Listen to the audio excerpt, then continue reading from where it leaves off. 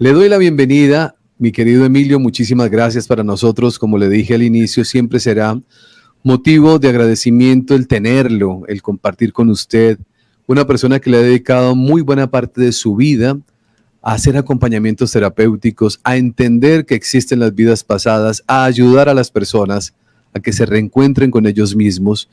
Y usted ha hecho un trabajo maravilloso, Emilio, un trabajo maravilloso, por lo cual nos honramos mucho de que en su agenda quepa una hora de este espacio para estar todos nosotros acompañándolo. Bienvenido. Muchas gracias, bien hallado, Cristian.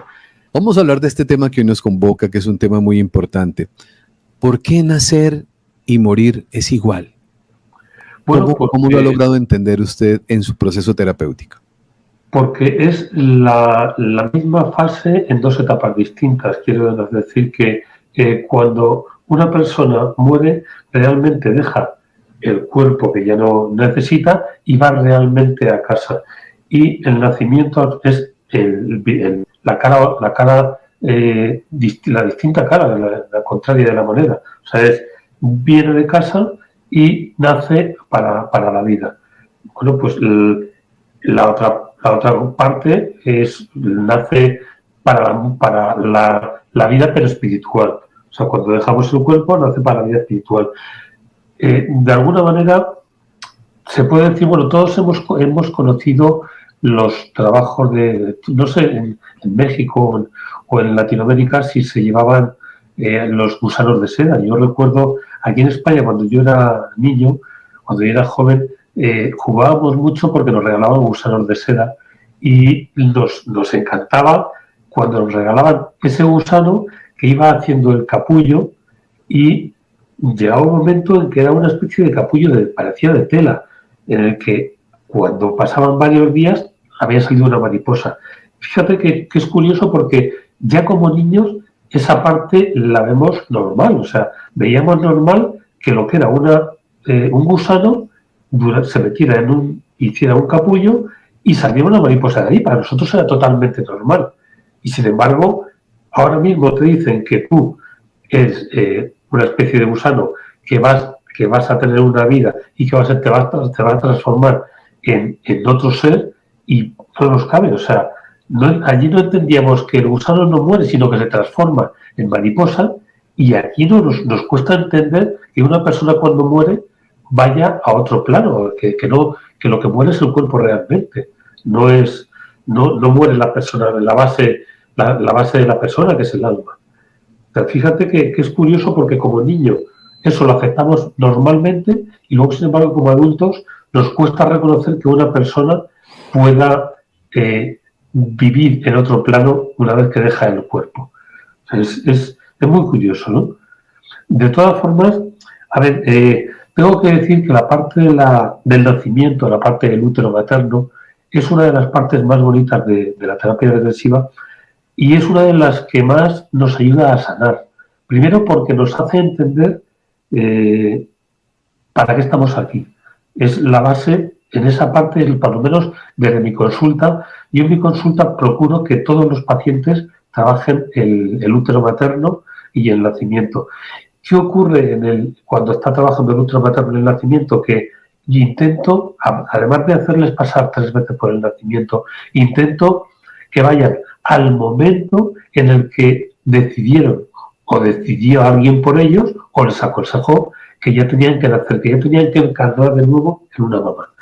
Y cuando están en ese espacio, entonces cuando les digo, bueno, pues ahora no sé si es el momento, si estás preparado o no, pero quiero que me digas si hay alguien contigo ahí. Entonces, pues hay personas que te dicen que hay un ser, otros que hay unos seres superiores, otros que hay unos maestros. Bueno, pues es el momento de preguntarles a ese ser superior, a esos maestros, ¿cuál es tu misión de vida?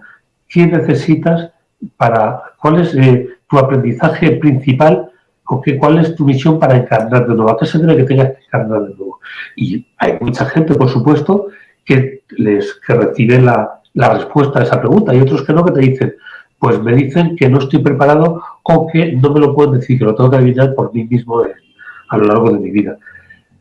Bueno, pues la siguiente pregunta a eso es, ¿a qué se debe que tengas que elegir, que tenga que ser esa mamá entre los miles de millones de mujeres que hay en el planeta, ¿a qué se debe que tenga que ser esa mamá en la que tienes que encarnar de nuevo? Y bueno, pues ahí ya te dicen para qué es esa mamá, por qué es esa mamá precisamente, qué tiene que aprender ella con ella o ella con él. Quiere decir que el aprendizaje que se saca de trabajar el tiempo intrauterino y empezando desde ahí, desde antes de encarnar de nuevo, es brutal, porque luego viene la parte que más nos puede influir a lo largo de nuestra vida, y es en el embarazo. Son dos seres completamente diferentes, dos seres independientes, compartiendo un mismo espacio emocional que está regido por mamá. ¿Qué quiere decir eso? Que todo lo que piense mamá y todo lo que sienta mamá, el bebé lo va a traer como suyo. Y durante toda su vida de adulto, cualquier experiencia que sea igual o análoga a la que a mamá le hacía sentirse así, la persona se va a sentir así. O sea, si mamá tenía miedo a los hombres en un momento dado, él le va a tener miedo a los hombres o a la autoridad, porque se supone que cuando está el bebé ahí, la autoridad es el padre. Entonces le va a tener miedo, va a ser una persona que va a tener mucho miedo a la autoridad, va a ser una persona retraída. Si mamá le tiene miedo a los perros, pues, o tiene una experiencia negativa con los perros, ese bebé va a salir con miedo a los perros. Si mamá en un momento dado se retrae y tiene miedo porque su papá la agrede, o tiene miedo Cuando estamos dentro de mamá, hay que decir una cosa: sabemos lo que piensa mamá, sabemos lo que siente mamá, sabemos lo que siente y piensa papá, pero también sabemos lo que siente y piensan las abuelas y los abuelos. Entonces, muchas veces, que nadie se extrañe cuando un bebé llora cuando lo coge la abuela, y esa abuela te puede decir: no sé qué le pasa a este bebé, que cada vez que lo cojo lloro. Bueno, pues habría que preguntarse qué ha pensado esa abuela de mamá mientras estaba embarazada. A lo mejor quizás le dijo: bueno, pues no es un momento ideal para que te quedes embarazada, o podías abortar en este momento, o alguna cosa de esas. Entonces, es muy importante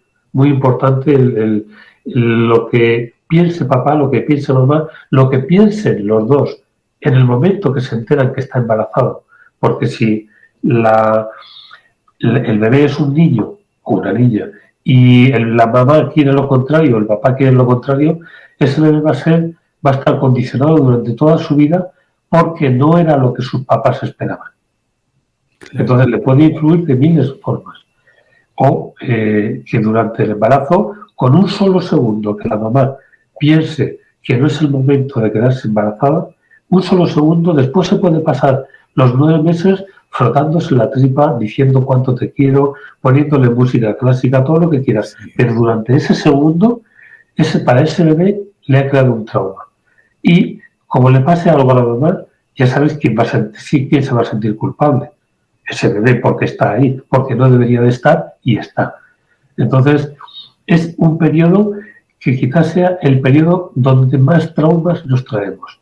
Independientemente de que los pacientes, yo le pregunto a todos los pacientes, y deben preguntárselo a todos los terapeutas, en el momento del nacimiento hay que preguntar al paciente: ¿tú quieres nacer? Y el 80% de los pacientes te dice que no. Que no. Es muy curioso. Que no. O sea, ¿quieren nacer? No. Que no quieren nacer. Wow. Entonces, la siguiente pregunta es: ¿qué haces para no nacer? Y unos te dicen que extienden las manos para hacer fuerza, otros te dicen que se dan la vuelta, otros te dicen que se dan una vuelta de cordón, otros te dicen que se abren de piernas para intentar que no los puedan coger desde fuera. O sea, te pueden contar 40 cosas para impedir que nazcan.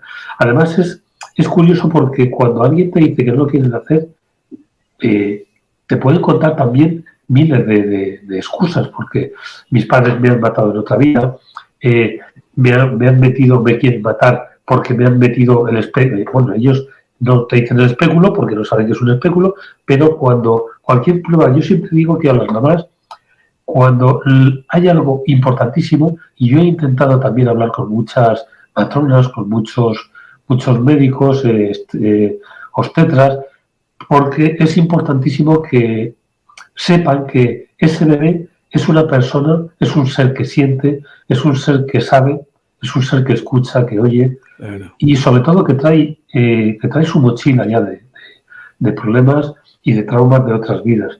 Entonces, bastante es complicado ya en lo que traemos como para que se nos vayan metiendo más piedras en esa mochila. Entonces, si el trauma supiera, perdón, si el trauma, el ginecólogo, el obstetra o la matrona supiera que ese bebé escucha, oye y siente todo lo que, cualquier frase que se diga, eh, cambiaría el concepto que tiene. Gracias a Dios hay muchos que ya lo están haciendo, pero cambiaría el concepto que tienen del nacimiento, porque es importantísimo el momento del nacimiento. Entonces, una persona cuando está embarazada, una mujer cuando está embarazada, yo siempre le digo lo mismo, tienes que hablar con ese bebé desde el primer día que sabes que está ahí, y tienes que hablar con él con su nombre, contándole absolutamente todo, contándole la familia que tiene, hablarle de sus primos, de sus abuelos, de sus hermanos. Cada vez que vayan a la consulta del ginecólogo, cuéntale que vas a hacerte una prueba, que a lo mejor tienen que pincharte, pero que él nunca crea que es por su culpa, ni que es por estar ahí, ni que si mamá se encuentra mal es porque él esté ahí, al contrario, que son pruebas rutinarias para comprobar que él está bien. Tiene que contarle absolutamente todo, y ese bebé le facilitará el parto al 100%, porque el parto, por mucho que la medicina diga lo contrario, el parto lo dificulta o lo facilita el bebé. Si el bebé quiere nacer bien, la madre no se va a enterar de ese parto, pero como el bebé quiere dar problemas, va a ser un parto horrible, va a ser un parto de esos de 24 horas, de 2 días, o sea, un parto donde va a sufrir mucho la madre, y es simplemente por eso, porque esa madre no ha hablado con el bebé, no le ha informado de todo, por mucha música que le ponga, necesita hablar, necesita comunicarse con él, porque ese bebé trae sus miedos, trae sus problemas, trae sus traumas, como he dicho. Si a eso le sumamos que, por ejemplo, el papá está ausente durante el embarazo, porque esté trabajando, porque esté viajando o porque simplemente no le importa. Si a eso le sumamos que la mamá siente rechazo de los abuelos, o está muy cansada porque está trabajando, o porque tiene otros hijos que ocuparse, o sea, cualquiera, todo eso el bebé lo va a sentir como suyo. Entonces, vamos a facilitar todo eso y vamos a decirle al bebé que todo lo que mamá siente negativo, todo lo que piensa, todo lo que le pasa, que el bebé no tiene nada de culpa de eso. O sea, es externo a él, y que es un bebé esperado, deseado y sobre todo muy querido. Emilio, es sorprendente precisamente eso que usted está contando, porque me trae a mi mente recuerdos de experiencias vividas. ¿Cómo influye de una forma tan impresionante, por lo que usted está contando, lo que va a acontecer después, el momento de la concepción y el desarrollo del embarazo? O sea, si una mamá está en un estado de angustia, de depresión, de tensión, de rechazo, el papá de esa persona, de esa mamá que está embarazada, rechaza a su hija porque quedó embarazada, cosas de ese tipo que suelen suceder a un embarazo cuando está en amor, cuando todo está en condiciones, cuando todo es apropiado, cuando no hay ningún tipo de inconveniente. Ahí hay un resultado, como usted lo está contando, completamente diferente. Cuando usted hace las terapias regresivas, ¿desde qué momento nosotros empezamos a recordar eso que está sucediendo? Pues hay personas que desde el momento uno. Desde el momento uno. Cuando alguien viene a consulta, Norton decía que el paciente no necesita hipnosis porque cuando viene a consulta ya viene en regresión. O sea, el paciente solamente hay que decirle, túmbate, cierra los ojos y dime qué está pasando. Y hay personas que vienen para trabajar exclusivamente el momento intrauterino. Luego pueden trabajar otras cosas, pero su motivo principal de venir a consulta es para vivir ese momento, y es para vivir el problema que tuvo con su madre, o el problema que le venía en ese momento cuando estaba dentro de la panza de mamá. Entonces, cuando se da ese caso, a los 2 minutos de estar tumbado en la consulta, el paciente se suele poner en posición fetal. Evidentemente, tú como terapeuta ya sabes dónde está y sabes lo que le está pasando, pero el paciente no lo sabe. Y como terapeuta, como dije la otra vez, los terapeutas siempre deben de ir detrás del paciente, nunca adelante. Entonces, es el paciente el que tiene que darse cuenta de que está dentro del útero de su madre. Entonces, nosotros, o yo le pregunto, ¿qué está pasando? El paciente me puede decir, no lo sé, no sé lo que está pasando, estoy en un sitio cerrado. Bueno, pues fíjate, es un sitio cerrado, es un sitio natural, es un sitio en una casa, en una habitación. ¿Dónde estás? No lo sé, no sé dónde está, es un sitio pequeño, grande, tampoco lo sé. Bueno, ¿qué necesitas hacer para saberlo? Bueno, pues no sé, a lo mejor extender las manos. Bueno, pues extiende las manos. Extiende las manos y te dice, hace el paciente, hace así, y te dice, son paredes, pero son blandas, o te dice que está dentro del agua. Bueno, pues ¿estás en una bañera? No, no, no es una bañera, pero estoy dentro del agua, en el mar, o en un río, ¿no? O sea, quiero decir que le voy preguntando cosas, pero nunca le digo, estás dentro de mamá. Es porque es el paciente el que debe de darse cuenta que está dentro de mamá, hasta que cuando después de hacerle varias preguntas de este tipo y él no, bueno, pues es como si estuviera donde, y de repente, como hace así unos gestos raros. Por eso yo digo que siempre necesito tener al paciente delante de mí, por eso no hago terapias online, que me perdonen todas las personas que me las han pedido, porque necesito verle la cara al paciente. Claro. Entonces, cuando el paciente hace un gesto de extrañeza y de repente te dice, estoy dentro de mi mamá. O sea, y además, imagínate que una persona con 30, 40, 50, 60, 70 años, que de repente se vea perfectamente que está dentro de su mamá y se reconoce perfectamente en un bebé, en ese espacio acuoso donde se ve que cómo está conectado con el cordón. O sea, es impresionante porque es tan real todo que al paciente, incluso estando viendo y estando sintiendo, le cuesta reconocerse. Entonces, cuando el paciente se da cuenta que está ahí, a partir de ahí ya todo es perfecto. Ya es, además, es una forma de hacer que los pacientes que son muy mentales, cuando te viene alguien que te viene a consulta a trabajar, con lo cual, como te digo, ya va predispuesto a trabajar algo, pero es una forma de cuando alguien te viene muy mental y te dice, es que no veo nada, no siento nada, bueno, pues llévalo a trabajar su nacimiento y cuando reviva su nacimiento y el útero, a partir de ahí será capaz de revivir cualquier vida pasada sin ningún problema. ¿Por qué? Porque si a una persona ya le cuesta ahora mismo reconocer o creerse que si se tumba en una camilla puede verse dentro del útero de su mamá, es decir, bueno, si me he podido ver aquí y me he reconocido al 100%, perfectamente me puedo creer que he podido tener otra vida pasada, he podido ser un caballero templario, o he podido ser un fraile en una abadía, o he podido...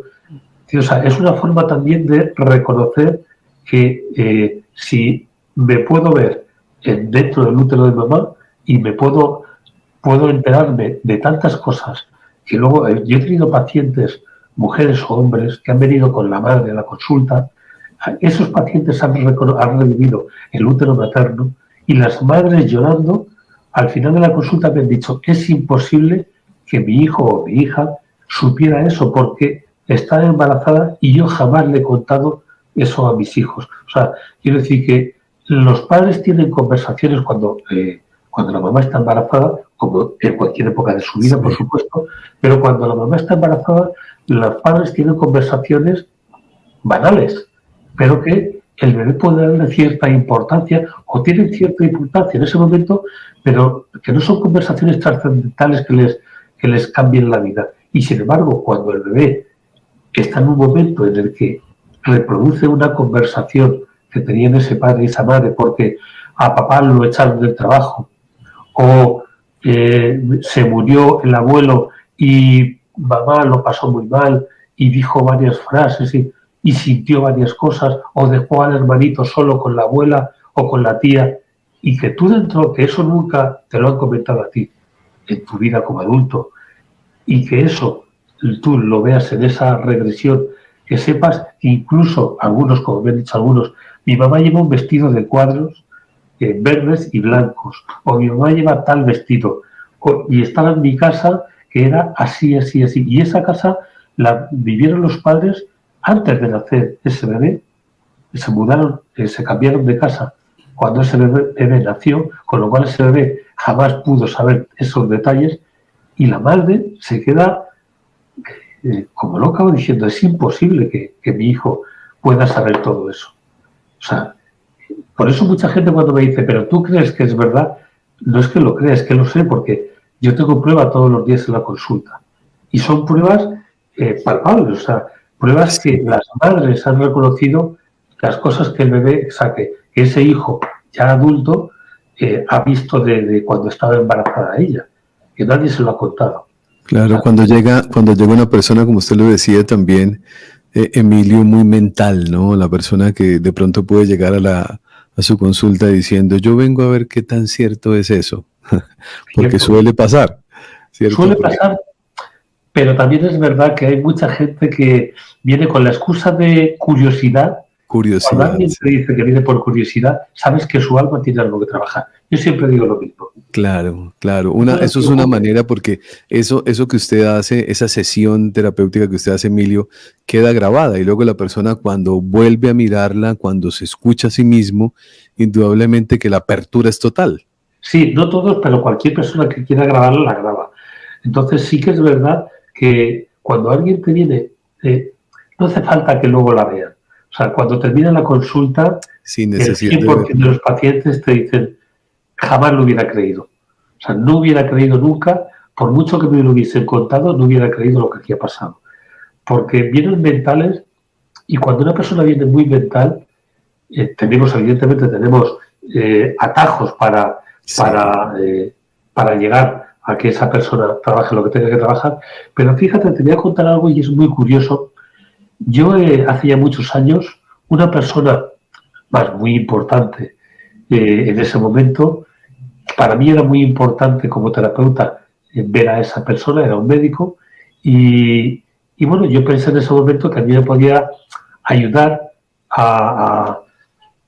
dentro del gremio o de la sanidad, pues me podía ayudar a mejorar mi imagen como terapeuta, ¿no? Entonces me dijo que le habían dicho que yo podía ayudarle, vino a consulta, tuvo la terapia más absurda que he visto en mi vida. Como terapeuta, yo llevo un par de años, y como terapeuta yo salí totalmente, ¿cómo te voy a decir yo? Pues, sorprendido, conmovido.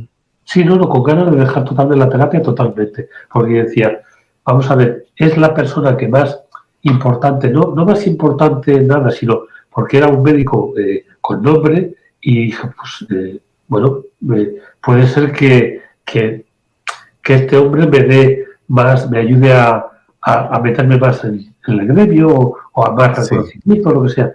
Y sin embargo, tuvo la terapia más absurda que me han hecho, porque decía, estoy montado a caballo. Yo le decía, bueno, ¿qué pasa cuando estás montando a caballo? No, ya no estoy montando a caballo, estoy andando por la nieve en una montaña. Bueno, pues, ¿qué pasa cuando estás montando? Así durante casi 3 horas. Yo ya no sabía qué hacer, no sabía qué decir, se acabaron todos los argumentos, y bueno, pues terminó la terapia, yo totalmente ensimismado diciendo, este hombre, la publicidad que me va a dar, hubiese preferido jamás conocerla. Bueno, pues a las 2 semanas, 3 semanas, me vio otra vez en el hospital y me dijo que tenía que darme las gracias porque se había quitado unas migrañas que tenía, que a mí no me había comentado, desde hacía más de 20 años, y una gastritis crónica que lo mismo, tenía episodios muy, muy duros, y que a mí tampoco me lo había dicho. O sea, y desde hacía 2 semanas que estaba en la consulta y jamás volvió a tener un mal dolor de cabeza ni un problema de estómago. A partir de entonces dije, cualquier terapia que haga, por rara que parezca, por extraña que parezca o por absurda que parezca, es lo que el alma ha venido a trabajar. Es lo que necesita en ese momento. O sea, claro. Si a mí alguien me dice que es un perro verde, en este momento soy un perro verde, yo me lo creo a pies juntillas. Y le preguntaría, bueno, pues, ¿qué hace ese perro verde? O sea, ¿por qué? Porque para ese paciente esa experiencia es totalmente real y es lo que necesita para sanar lo que tiene que sanar. Claro. Emilio, yo lo interrumpo un segundo para darle un abrazo muy especial a Iván Rojas. Dice, buenos días, señor Cristian, yo acabo de perder a mi mamá de cáncer. Le enviamos un abrazo a nombre de toda la comunidad a Iván Rojas, a su familia, nuestro cariño, nuestra mejor energía. ¿Qué le podría decir Emilio a Iván, que está pasando por este momento, cuando indudablemente Iván se hace parte de la comunidad, comprende todo lo que hemos venido hablando durante tanto tiempo, Emilio, pero ¿cómo podemos nosotros llegar a entender que la muerte no existe? Tal vez puede ser una pregunta muy básica y me estoy devolviendo, tal vez algo muy elemental, pero la sorpresa o la información que llega a su vida cuando usted empieza a enterarse, porque llega algún momento en que uno dice, aquí pasa algo, pero como terapeuta, el tener la posibilidad de comprobar todos los días que la muerte no existe, ¿cómo podemos traducirlo en un mensaje para aquellas personas que han tenido la trascendencia de seres queridos, que han perdido de sus seres amados, que en este momento están viviendo ese dolor? ¿Cómo se les puede dar esa certeza de lo que usted vive de manera diaria, Emilio, a través de todas sus terapias y acompañamientos? Bueno, pues primero de todo decir que la muerte no existe como la creemos nosotros, pero sí que existe una separación. Quiero decir, evidentemente cuando perdemos algún ser querido, estamos en nuestro derecho de llorar, de sentir rabia, de sentir pena, de sentir... Bueno, porque es una separación. Quiere decir que el duelo hay que pasarlo sí o sí. O sea, una persona, aunque por mucho que entendamos que la muerte no existe como nosotros creemos, pero no quita que somos humanos. Y esa parte humana, evidentemente, va a sentir esa separación. Pero tendremos que verlo, y yo sé que cuesta, al principio cuesta mucho, pero tenemos que verlo como una separación de alguien que se va a hacer un viaje largo y que, bueno, pues ahora mismo sí que están los móviles, están las videoconferencias, están las videollamadas, y bueno, pues eso se acorta, no sé, lo vemos de manera distinta. Pero sí que es verdad que hasta hace unos años que estaban los móviles, alguien, por ejemplo, de Latinoamérica se venía a España o viceversa y nos podíamos tirar toda una vida o muchos años sin verlo. Entonces, bueno, pues a lo mejor a los 20 años o a los 30 años o a los 40 años se hacía el viaje en sentido contrario y veíamos a nuestros familiares que llevábamos 20, 30, 40 años sin verlo. Pues es la misma sensación. O sea, yo lo que aconsejo siempre es que la gente, todas las personas, cuando están acompañando a alguien a morir o cuando están perdiendo, por supuesto, cuando su familiar, su ser querido, está en cuidados paliativos o está ya entrando en el tránsito, yo lo que aconsejo es que siempre intenten quedarse con la mente tranquila, con la conciencia tranquila, que les den en ese momento todo el amor que necesitan. El acompañamiento es imprescindible, que durante el tránsito, y eso sí que es como un Padre Nuestro, la gente tiene que entender que a las personas que fallecen, a los seres queridos que están haciendo ese tránsito, tenemos que darle permiso para que se marchen, porque si no, no se van a marchar, si no se van a quedar aquí. Y para ellos es imprescindible que tengan nuestro permiso. O sea, es imprescindible que ellos sepan que vamos a estar bien. Con lo cual, aunque nos cueste mucho, no les digamos, no voy a poder estar sin ti, ¿qué voy a hacer sin ti? O sea, podemos decirle que les vamos a echar de menos, pero que los vamos a querer, que estamos orgullosos de ellos, de los papás que han sido, de las mamás que han sido, de lo bien que nos han educado, o sea, de todo lo bueno que nos han dado. Y además que nos alegramos mucho que ellos hagan lo que tienen que hacer en ese momento, es ir a la luz, que no tienen que estar pendientes de nosotros, que nosotros vamos a estar bien, aunque nos echemos de menos, pero que vamos a estar bien. Eso es imprescindible, porque es la única forma de que ellos se vayan en paz. Y de hecho, cuando se da este caso, todas las personas se van con una sonrisa en los labios, porque saben que lo que se queda aquí se queda sabiendo que ellos van a estar bien.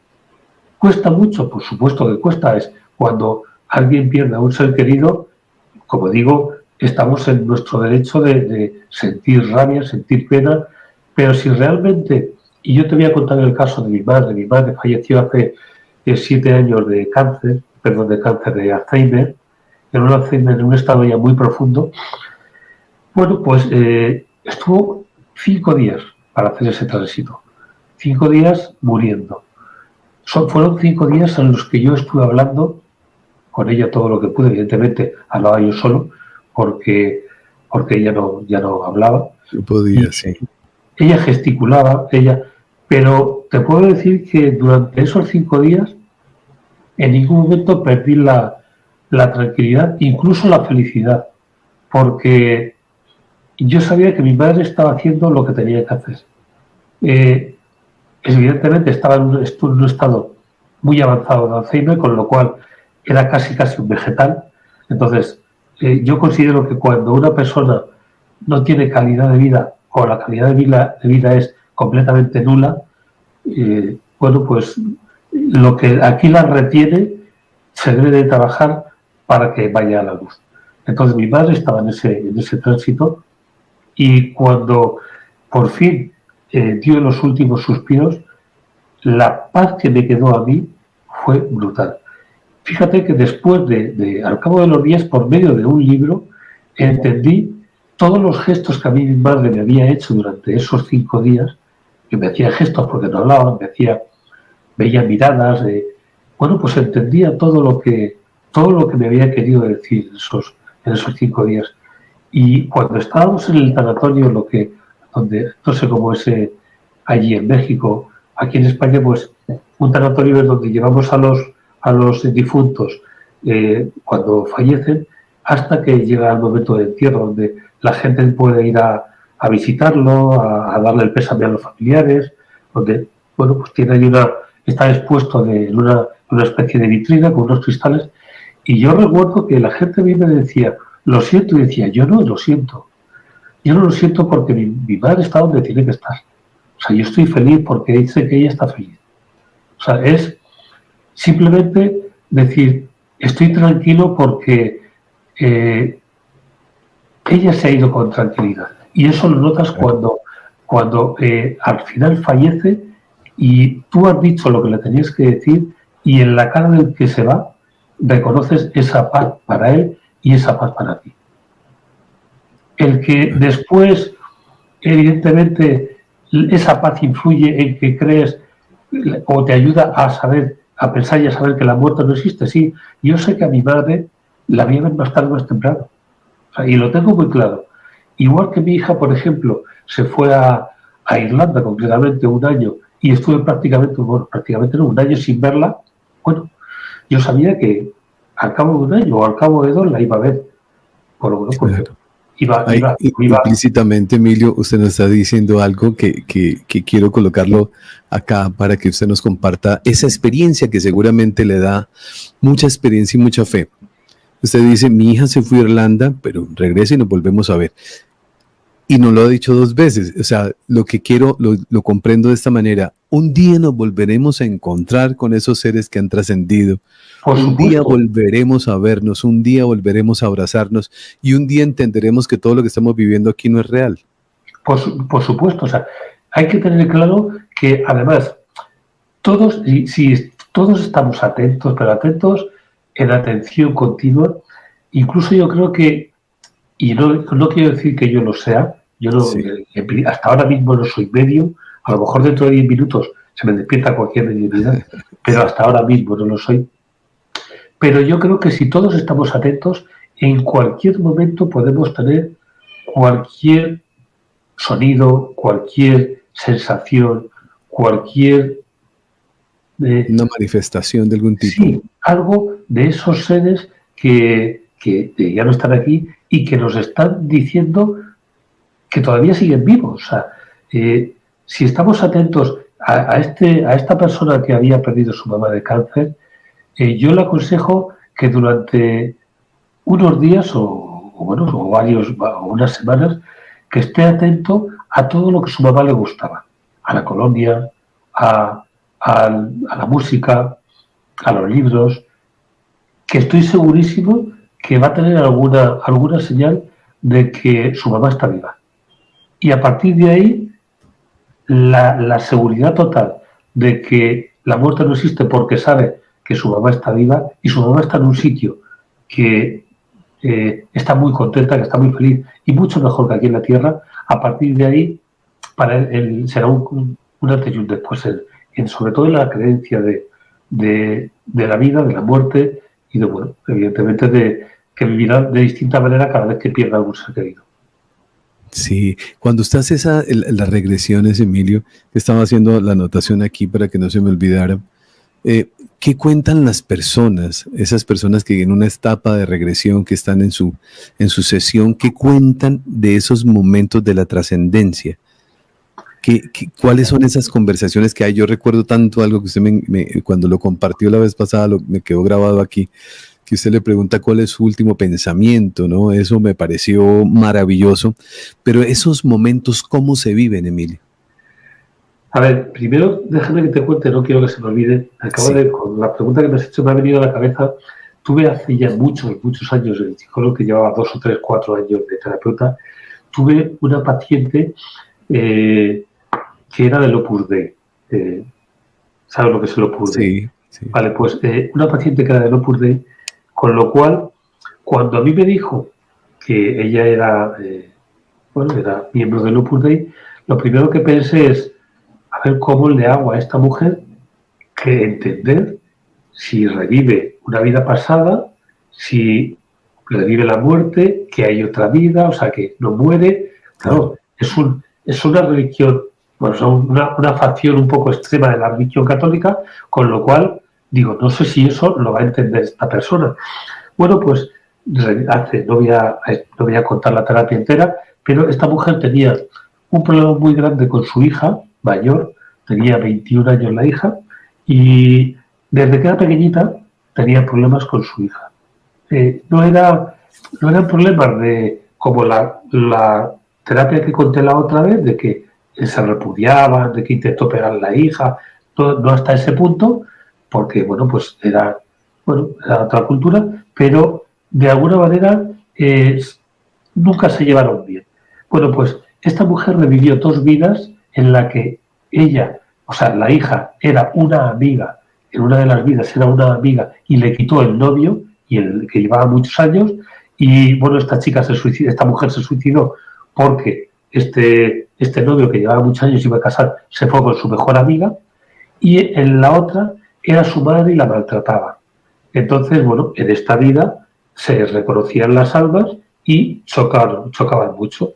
Bueno, pues después de revivir estas 2 vidas, en la segunda vida que revivió al revivir la muerte, como ese obligado, yo aproveché, no sé por qué me vino en ese momento, pero dije, bueno, pues cuando murió, cuando ya dejó de respirar su cuerpo, le dije, ahora vas a ir a la luz y me vas a explicar todo lo que allí veas. Bueno, pues pasaron unos segundos, me dice que está en un espacio donde tiene que estar unos 30 días, y es un espacio donde, dice, como si fuera un lavado de coches que nos limpian de las larvas, por decirlo de alguna manera, que podamos tener, ella me lo explicó de otra manera, que podamos tener, que nos podamos traer todavía como humanos.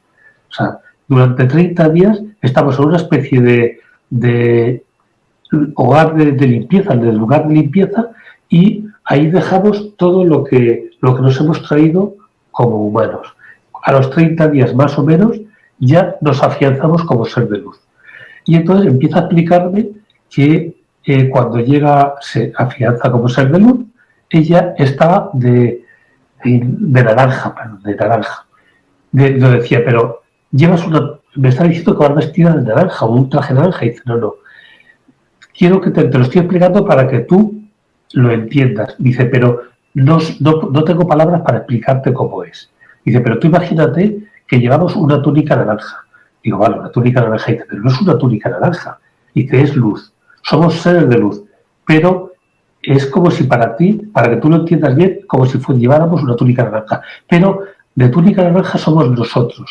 Hay túnicas blancas, hay túnicas verdes. Dice, yo estoy viendo a mi papá, que es túnica amarilla, dice, y lo estoy viendo cerca, pero no puedo contactar con él, porque está en otra dimensión.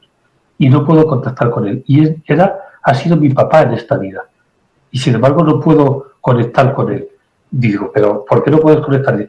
Ahora mismo no puedo conectar. Me dicen que después a lo mejor sí puedo, pero que ahora mismo no puedo. Bueno, pues me dijo que había 7 números, o sea, 7 evoluciones, 7 grados de evolución en esas almas, que me estuvo contando que había blancas, naranjas, amarillas, azules, verdes, o sea, de todas las que había. Me estuvo diciendo cómo nacían las almas, me estuvo explicando una serie de cosas. Cuando terminó la terapia, yo le dije, ¿conoces a Michael Newton? Y me dijo, no, ¿quién es? Cantante, actor, escritor. Y le dije, es un escritor. Sí. Ha escrito varios libros, pero 2 muy, muy, muy buenos, El destino de las almas, principalmente, y le dije, me gustaría que te lo leyeras. Esta mujer era profesora de la universidad.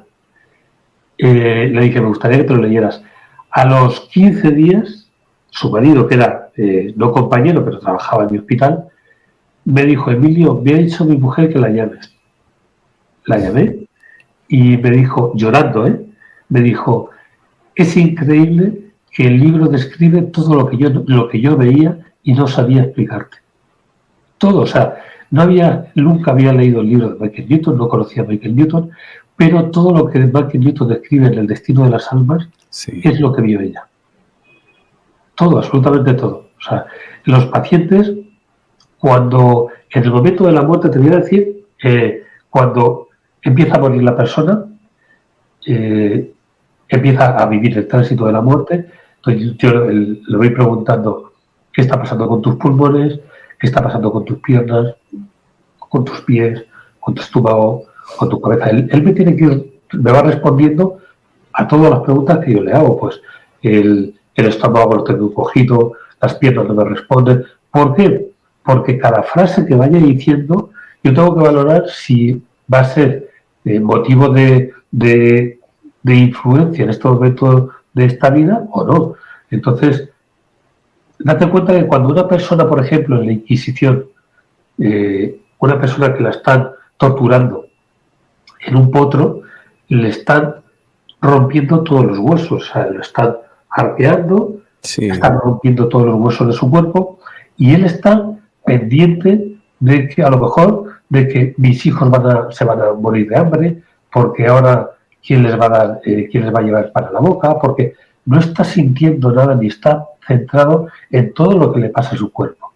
Pero esa persona puede crearse en esta vida una artrosis precoz desde muy joven. ¿Por qué? Porque ha habido un punto de gatillo, como decía el otro día, que ha despertado esas sensaciones y esas emociones que se le crearon en ese momento del potro y que no estuvo pendiente de ellas. Entonces, cuando yo lo llevo a ese potro en una terapia regresiva y le hago revivir esa muerte, yo lo que tengo que hacer es la atención en su familia, la tuvo él en su momento. Yo ahora lo que tengo que hacer es que él lleve la atención a lo que le está pasando a su cuerpo. ¿Para qué? Para ver si cualquier cosa que le está pasando a su cuerpo es motivo de condicionamiento en este momento de su vida. Entonces, cuando la persona está muriendo, tiene que saber lo que le pasó a su estómago, a sus pulmones, a su garganta.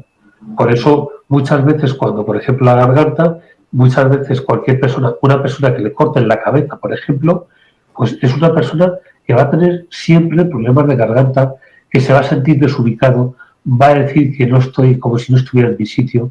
Es una persona, o sea, va a tener un condicionamiento referente a esa parte del cuerpo. Entonces, la persona tiene que ser consciente de todo su cuerpo cuando está muriendo. Entonces, cuando una persona empieza a morir, tú le repites qué está pasando con cada parte de su cuerpo, él te lo va explicando y algunos te dicen, no sé por dónde tengo que salir. Ah, sí que es verdad, tengo que salir por la cabeza, o tengo que salir por el pecho, o puedo salir por la coronilla. O de repente te dicen, estoy viendo mi cuerpo ahí tumbado. ¿Ahí tú dónde estás? No, yo estoy aquí de pie. ¿Y cómo es posible que tú estés de pie si tu cuerpo está tumbado? No lo sé. Bueno, ¿y a qué se debe? ¿Cómo puede? Porque tienes algún hermano gemelo. O sea, tú tienes que ir siempre detrás, haciéndole preguntas muchas veces absurdas, pero para que él se dé cuenta hasta que te dice, es que me he muerto, es en mi cuerpo. Y entonces te dice, bueno, pues, ¿qué estás sintiendo tu cuerpo? No sirve para nada, no respira, no tiene... ¿Y tú cómo estás? Yo estoy muy bien. A lo mejor hace un momento le estaba diciendo que se estaba ahogando, que no podía respirar, que le dolía mucho el pecho. Pero ya cuando se reconoce como que ha trascendido, dice, yo estoy muy bien. Claro, una persona que está muriendo y está... Claro. Y tú sigue, y de repente hace... Digo, ¿qué está pasando? No, nada, que ya no pasa nada, que ya estoy bien. Bueno, como puede ser que ahora estés... Hace un momento te estabas ahogando y ahora estás bien. No sé qué ha pasado. Bueno, mira a ver qué ha pasado, ¿cómo está tu cuerpo? Y te dice, es que yo no estoy en mi cuerpo. ¿A qué se debe que no estoy en tu cuerpo? No, es que mi cuerpo está ahí, yo estoy fuera de mi cuerpo. Y entonces te dice, pues que de su cuerpo, ahí ya puede decirte que ve la luz, o ahí puede decirte, ahí le hace una serie de preguntas para que se afiance y te dice, pues están mis hijos, está mi mujer, o están mis primos, o están mis hermanos, y reconocen incluso a gente que ahí, como dije la otra vez, siempre cuando hay alguien que es, por lo menos, una persona importante en esa experiencia, bueno, pues reconoces a alguien de los que hay ahí como alguien importante en esta vida como fulano, o simplemente dime si alguna persona de las que hay ahí dicen alguna frase o piensan algo que a ti te esté influyendo en esta manera de alguna forma. Entonces, evidentemente, hay veces que a lo mejor dicen, mi hijo está pensando que menos mal que me he muerto, que ya era hora, o que he sido un mal padre, o que he sido una mala madre. Entonces, cuando le preguntas, ¿y esto de que has sido una mala madre, qué te hace hacer de esta vida? Como fulanito te dice, me impide tener hijos. No lo escuché, Emilio. Me impide tener hijos. Me impide tener hijos. Era el motivo que en esta vida no haya podido concebir. Porque sus hijos, en el momento de la muerte, dijeron, que cuando ella ya estaba muerto, menos mal que te has muerto porque has sido muy mala madre. Wow. Entonces, cuando esa persona ya muerta y fuera de su cuerpo escucha esa frase, ¿qué condicionamiento hace? Que se lo dice, bueno, ¿esto cómo te influye? Porque no sé tener hijos, no sé cuidar, no sé educar, no sé tener hijos. Bueno, ¿y qué te hace hacer en esta vida como fulanita? Y te dice, me hace no haber podido concebir hijos. ¿Qué te está impidiendo tener hijos? Emilio, esta persona que le cuenta esto, me devuelve unos segundos porque tuve ahí, creo que usted dice, escuchan el pensamiento. Por supuesto. O sea, no la palabra, o sea, la persona está trascendiendo y escucha, que es importante que todos los que estamos aquí conectados sepamos lo que sucede al momento de la trascendencia, todo lo que está pasando. El pensamiento ahí juega un papel muy importante. Importantísimo porque ellos no escuchan lo que tú dices, escuchan tus pensamientos. O sea, cuando le decimos voy a estar bien, te puedes marchar, si lo que yo estoy sintiendo es que voy a hacer sin ti, no voy a ser nadie, me voy a morir si no te tengo, él va a escuchar eso, a lo otro no le va a dar ninguna importancia. O sea, para él lo importante, por eso decía antes que cuando nos estamos despidiendo de esas personas, es importantísimo que hablemos con el corazón y de verdad le hagamos sentir que estamos tranquilos, aunque sintamos pena, pero que estamos tranquilos porque él se marche, porque dándoles las gracias por la vida que nos han dado, por lo bien que se han portado con nosotros, pero dándoselas de corazón. O sea, incluso hay personas que están en coma y decimos, bueno, ¿cómo nos vamos a despedir? Incluso voy más allá, esas personas que ni siquiera podemos verlas porque están en un hospital, no podemos llegar al hospital y cuando llegamos ya están muertas, no pasa absolutamente nada. Podemos hablar con ellos porque nos escuchan. No hace falta ni siquiera que hablemos verbalmente, podemos hacerlo de pensamiento, pero además podemos hacerlo verbalmente en una habitación, sentarnos tranquilamente y imaginar que lo tenemos enfrente y decirle todo lo que hemos querido decirle. O sea, que nadie se quede con la pena de no me he despedido de mi padre, de mi madre, no le he dicho todo lo que le quería decir.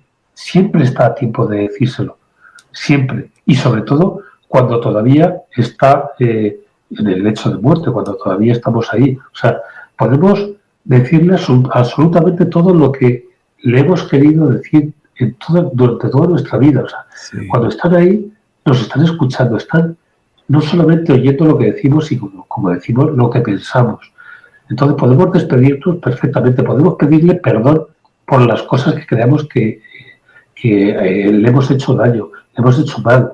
Es muy importante, y esto es una forma de ayudarles a las personas a que tengan paz, decirles que si tienen que pedirle perdón a alguien, es el momento. O sea, cuando una persona está en el lecho de muerte y todavía es consciente, evidentemente, una forma de ayudarle, bueno, la forma de ayudarles es diciéndoles, bueno, pues que una de las cosas que tiene que hacer, aparte de dejar todo lo que tiene que hacer, herencias, papeles, o sea, todo en paz, es pedir perdón a todas las personas a las que crea haber hecho daño.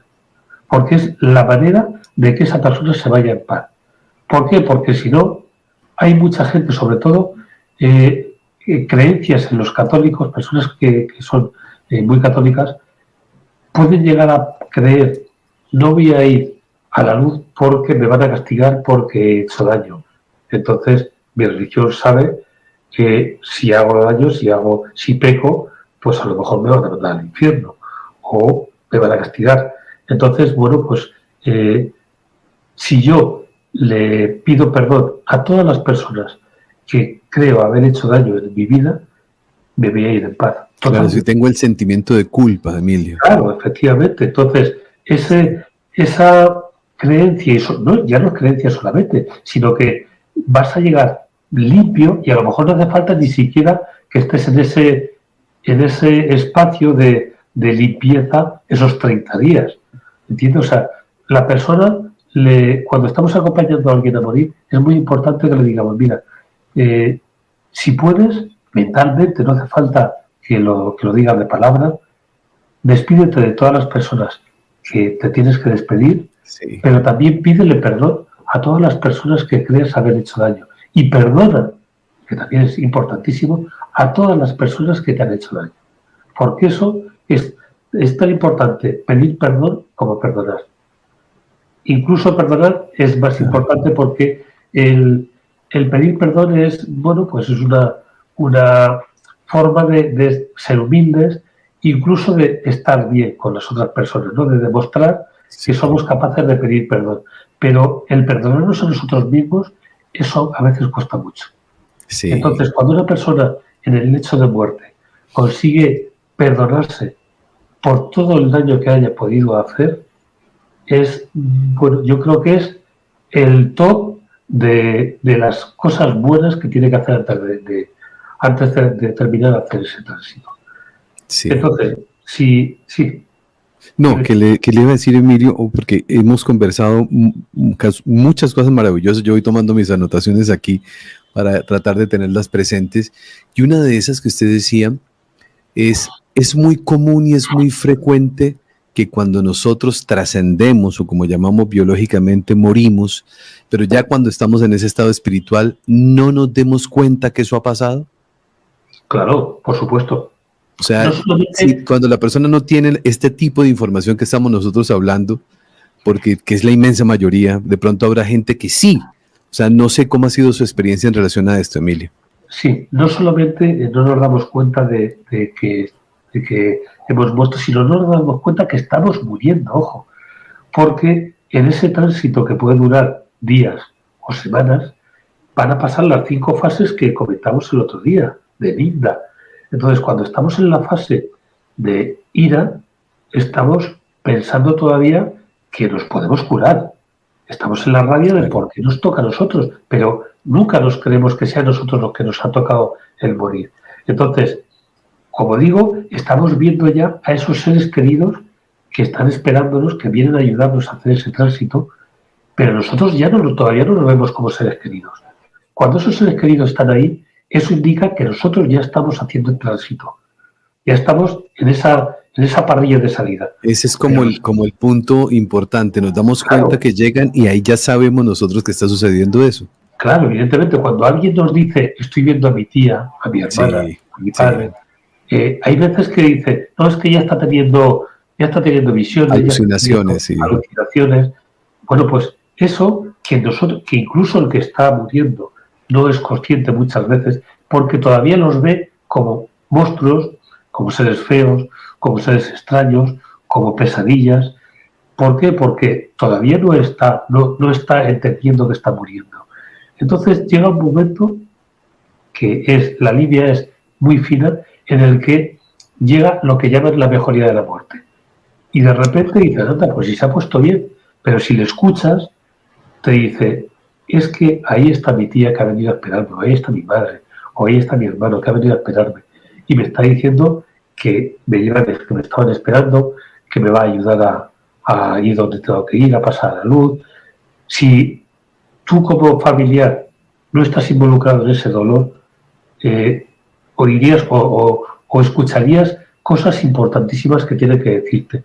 Pero normalmente la familia está involucrada en el dolor, está con el dolor de la pérdida de esa persona y no está pendiente de lo que esa persona puede decirles. Pero cualquier persona ajena a ese dolor, si le pregunta a esa persona que está haciendo el tránsito quién ha venido a esperarlo, lo que está sintiendo, lo que está viendo, y se quedarían sorprendidos de lo que cuentan, de que siente un olor, de que ha venido su hermana que está sentada ahí, incluso ya te puede decir, es que lleva aquí varios días y yo no me había dado ni cuenta. Entonces empiezan a hablarte de los seres que han venido a buscarlos, que le están diciendo que no se tiene que preocupar, que no tiene que sentir miedo, y la felicidad y la paz que ven esas personas cuando ya son conscientes de que están esos seres ahí, esos seres que llevaban años sin verlos. Entonces te dicen fíjate, es curioso porque una de las formas de trabajar en terapia regresiva, el duelo de una persona, por ejemplo, mira, nosotros voy a sincronizar un poco. Cuando una persona que ha perdido a alguien, la psicología dice que aproximadamente el duelo dura unos 2 años más o menos. O sea, puede durar 15 días, un mes, 2 meses, medio año, un año y medio, 2 años. Cuando pasa de esos 2 años, ya casi se convierte en depresión. Y a nosotros nos indica que el ser que ha fallecido está con él. Quiero decir, cuando alguien te viene a la consulta o alguien te pide consulta y tú le estás haciendo la análisis, la historia, y le preguntas ¿ha fallecido a algún familiar tuyo no hace mucho, que te ha influido de manera importante? Y te dicen, bueno, sí, mi padre murió hace 3 años, y de repente empieza a llorar. Bueno, pues tú puedes seguir haciéndole las preguntas que quieras, pero eso ya es significativo de que su padre está con él. Entonces, cuando llega a la consulta, puede trabajar las vidas que trabaje. Pero el motivo, la mayoría de veces principal, es que ese padre ha llevado a ese hijo a la consulta para que le ayude a salir. ¿Por qué? Porque cuando ese padre se quedó con ese hijo por amor, porque hizo lo que hemos dicho que no se debe hacer, papá, ¿qué voy a hacer sin ti? ¿Cómo voy a llevar la empresa sin ti? Tú me tienes que ayudar, tú eres mi mano derecha. Ese padre que ve la luz, rechaza la luz y se queda con su hijo. Cuando lleva 4 días con su hijo, entiende que no le puede ayudar absolutamente nada. Y no solamente no le puede ayudar, sino que la tristeza que siente el hijo le afecta a él y le pone más triste. Y al hijo, la tristeza que siente, más la tristeza del padre que le está influyendo a él, es depresión al canto. Entonces, ese padre, cuando está preparado para irse, hace que el hijo vaya donde sea, pero que sabe que le van a ayudar a salir. Con lo cual, el siguiente paso es, el paciente llega a consulta, y cuando está en consulta, cuando está tumbado en la camilla, el paciente puede hablar, ser una mujer y hablar con voz de hombre, o ser un hombre y hablar con voz de mujer, cambiarle el tono, cambiarle el timbre, pero de repente empieza a hablar otra persona. Y cuando le preguntas quién eres, hay veces que te dicen, o les cuesta incluso hablar, porque hay que decirle al paciente, tú le prestas tu voz, tu garganta y tus cuerdas vocales al ser que está en tu campo vibratorio. Normalmente el 99% de los pacientes te dicen que sí, y cuando te dice que sí, hay veces que el paciente, cuando lleva mucho tiempo, hay veces que el paciente empieza a balbucear como una persona sordomuda. Porque la persona le cuesta hablar usando la voz y la garganta de esa persona que está, el paciente. Hay otras veces que la mayoría de repente empieza a hablar una persona con otro timbre, otro tono de voz. Cuando le dices, bueno, ¿tienes alguna relación con Cristian? Sí. ¿Relación familiar? ¿Tenías relación familiar? Sí. ¿Quién es su padre? O soy fulano, ¿te puedo llamar de alguna manera? Pues sí, soy Juan, soy el padre de tal. Y entonces la terapia se la tienes que hacer a él. O simplemente, si no sabe que había muerto o cuándo murió, la terapia se la tienes que hacer a él. Le tienes que ayudar a recordar cuándo murió, cuándo vio la luz, para que se pueda ir a la luz. Pero si es un familiar, los familiares queridos que hemos visto, simplemente es ayudarle a que vea la luz y a que se despida de su hijo, y es el hijo el que le tiene que dar permiso ahí para que se marche. Si no, no sale. Y además te lo dicen ellos. Si mi hijo no me da permiso, yo no me marcho. Claro. Incluso, te voy a decir la forma de trabajar un duelo en terapia regresiva, es decirle al paciente que vaya al momento en el que se enteró que su padre había fallecido, su madre, quien sea. Entonces, le dices al paciente, cuando el paciente te dice, fui a mi casa, te repite la experiencia, le dices, bueno, ahora quiero que me cuentes lo mismo, pero en presente. Y el paciente empieza a contar con el presente y se va anclando en la experiencia. La siguiente pregunta, trabajamos eso, la siguiente pregunta, vale, pues ahora vas a ir a la misa de funeral o al tanatorio donde le hicieron la misa. Cuando te revive eso y otra vez en presente, le dices, ¿dónde está tu padre en esa iglesia?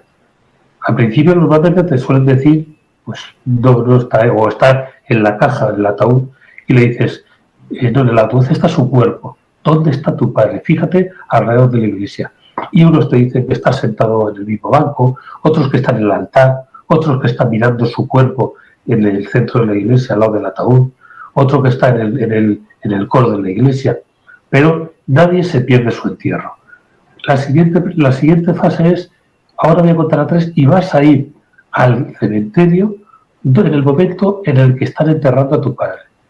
Y cuando empieza a relatarte, pues estamos en el cementerio, hay unos operarios que están bajando a mi padre, el ataúd está bajándolo a la tumba o están metiéndolo en un nicho.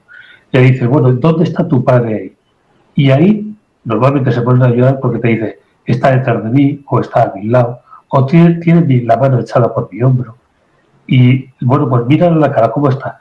Y es muy importante porque cuando le preguntas, ¿qué cara tiene tu padre? ¿Está feliz? ¿Está contento? ¿Está triste? Es muy importante porque a partir de ahí puede haber cosas que quedaron inconclusas con pendientes. Y entonces la siguiente pregunta es, ¿y aquí, ahora mismo, en la consulta, aquí ahora, dónde está tu padre? Y el 90% te dice, está delante de mí de pie. Y a partir de ahí, vale, pues ahora sí que es el momento de despedirte y de decirle todo lo que te quedó por decirle. Porque normalmente esos casos son cuando el padre, o sea, el hijo, la hija, la mujer, o quien fuese, se le quedaron cosas por decir o despedirse. Claro. Es una forma, o sea, esa parte del trabajo es muy bonito, muy emotivo. No, cada vez que lo escucho, Emilio, pues vamos entendiendo más, vamos aprendiendo. Muchísimas gracias, Dios le bendiga, gracias por todo lo que nos ha compartido. Felices todos. Gracias. Aquí sigue el chat, se congestionó. ¿No? Gracias. Muchísimas gracias. Gracias a ti y gracias a todos de corazón, de verdad. No, muchísimas gracias a todos ustedes. Mi abrazo, mi cariño. Tantas cosas que pudiéramos decirle, pero que se las vamos a ir diciendo poco a poco. Pero hay algo que ustedes no pueden olvidar jamás, y es hacer de cada día de su vida el mejor día de sus vidas. Bendiciones para todos, que Dios los bendiga.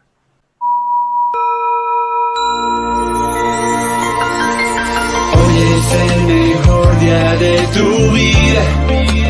Ven a conocer el mundo espiritual. Abre tu mente, ven a despertar. Hoy es el mejor día de tu vida. Con Cristian